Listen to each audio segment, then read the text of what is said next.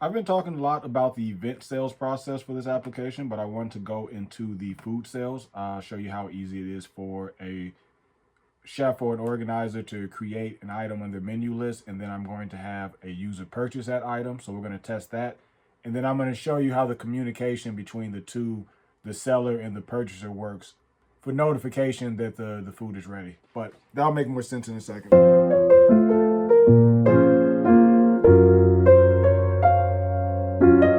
So let me sign in. We're going to test sign in as usual. I'm going to use this account. I forget what store is on this account, but we'll see when we open up. So when we sign in successfully, Allison Lowe is going to take us to the home page. From here, we can navigate to right here. We already have an order that was purchased, but I'm going to go through the whole process right now. So let me see what item we have on the menu right now. We have Eggs Benedict on the menu right now. I'm going to add another breakfast item so that the user who's going to purchase something has something to choose from. So we'll do chicken and waffles. For the amount of chicken and waffles I have, it's been very rare that I've had chicken and waffles and it was delicious. So I don't know where that combination came from and who does it, who truly does it the greatest, but it's just an idea that's always in my head. So we'll do chicken and waffles, $15 price. Made accident scroll down. We'll say that we have 30 orders of chicken and waffles. We'll just call it chicken and waffles right now. Let's say crispy chicken. Chicken.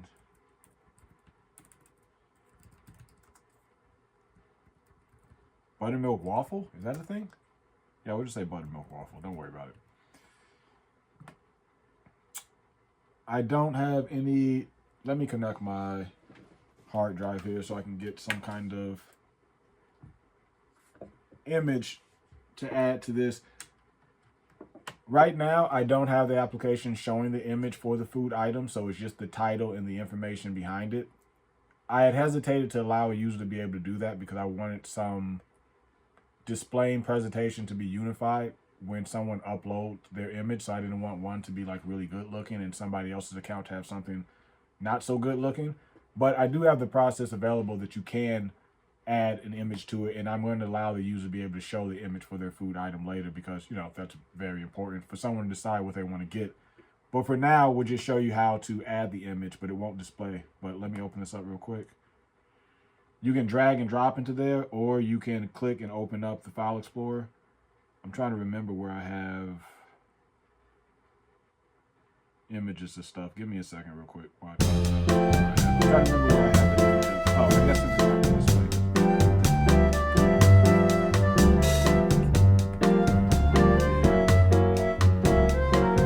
This computer is my older computer and I get like secondary work stuff done on it, and it has like the original, like this is the original application that I made, like the first application.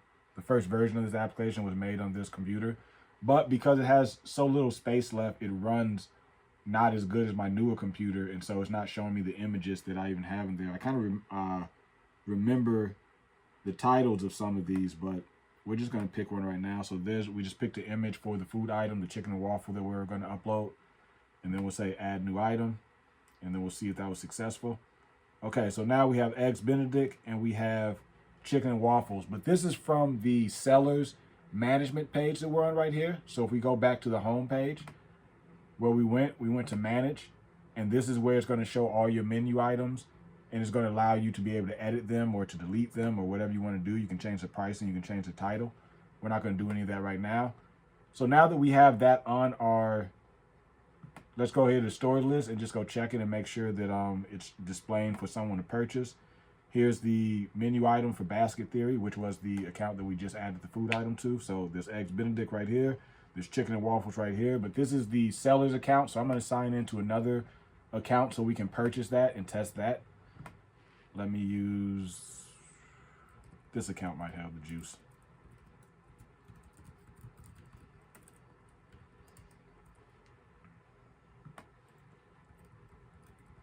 For the design, I want it to be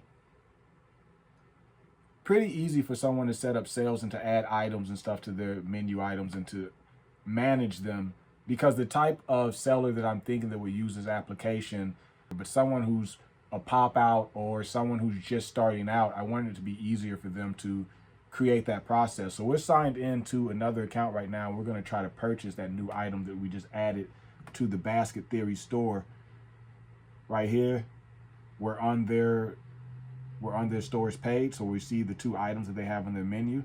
They do very well. I've heard good things about their chicken and waffle, even though I haven't had a truly delicious one ever, or maybe once, but I've heard good things about this one. So I'm going to just say here, it's going to be for, how many do I want? I want 2, let me get 3 orders. Me, a friend, and someone else. We're going to taste it, and then we're going to give a review of it. Not actually, this is just the scenario. Notes, so I need any notes, we'll just say extra napkins. And then we'll add that to the cart. In case we want to add anything else from the menu item, this just gives a little summary of what you purchased so far, $45. Chicken and waffle, here's the note, extra napkins. But now we're gonna go click this so we can go to the cart and pay for it. We're gonna review this again. My cart, this is where we are, we're about to pay for it. I decided that we want 1 more order of the chicken and waffles because someone else is gonna come over, so we're gonna get 4 orders.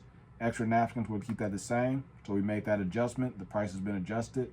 Let's add a tip real quick. We'll call it $12. I keep hitting the button that's opening up the File Explorer and it's frustrating me, but don't pay attention to that right now.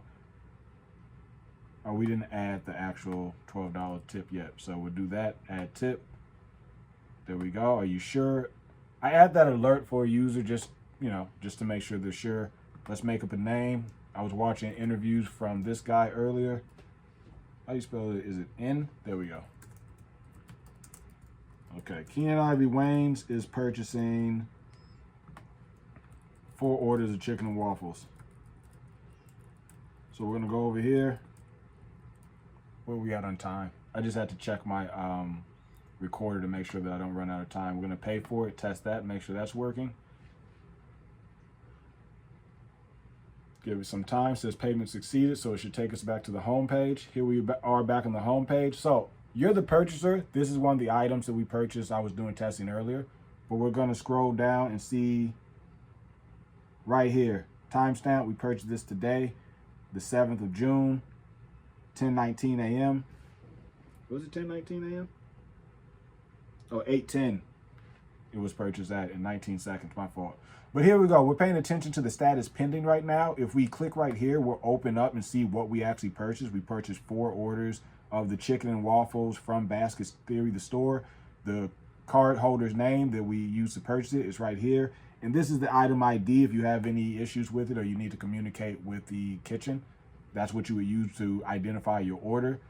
So we're looking at the status pending. I'm going to sign into the seller's account because I wanted it to be just simple communication back and forth because the type of seller that I'm imagining that will use this application. So I'm going to sign back into who is selling it. I always forget. I need to keep better track of that. I think this person was the seller, if I'm not mistaken. Okay, we're back on the home screen for Allison Lowe. And we'll scroll right down. From this home screen, you can manage your orders. We have the chicken and waffles that was just purchased. This is the item ID, matches the purchaser's ID. $15, 4 orders, that's what we're looking for. When we scroll down here, this is the card holder's name. This is the main key for the order. And right here, ready in 10 minutes and delete order. This is just a simple communication back and forth. So when it's ready, you can click here and it will update the status to ready, or you can click here and say ready in 10 minutes. Future, I was thinking about adding like a small text communication back and forth, but I really wanted it to be very simple. I just wanted to go from not ready to ready or ready in 10 minutes. So we're just going to update it real quick, and then we're going to sign back into the purchaser so we can see how that looks when it's updated, and then that will conclude the test for today. So we're going to click that, and we keep count of how many times we pressed it because I said before I come from the food industry, front of the house, back of the house, and I wanted it to function just like the ticket system would function for an expediter in the kitchen. So I wanted you to make sure that you remember how many times you told somebody that the item was ready, or how many times you told them to come in for that it will be ready in 10 minutes. So you can keep track of that. And we'll build on that system, but that's where we're at right now. So right now, we'll go back into the purchaser's account. and make sure that that's displaying correctly and make sure that update was correct. I believe it was this account that purchased it. I should have changed the color of the settings because that would have been more fun for this testing, but that's neither here nor there. Okay, we'll scroll back down, and now you see the status is ready, so you know to come in and wherever you're picking it up at from. So everything's functioning correctly. That was how a seller would add an item to their menu. That's how a user would purchase that item. And then I showed you how that communication would work back and forth from the kitchen to the purchaser. And that's all on the Flying Pot application. The event sales is the front-facing feature for this application, but the original purpose of this application was for someone to sell food items in a simple, organized way. So that's what you just saw right here.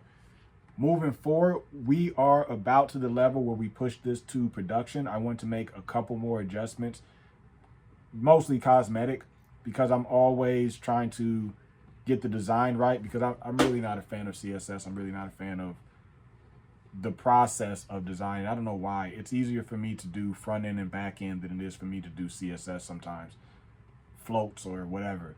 But we're almost ready to push it to production, so that's going to be in the future versions of this, and then that's when we'll be able to go outside and really give better scenarios for how we will use this application, and you'll get to see outside some more. So thank you for joining me for this one.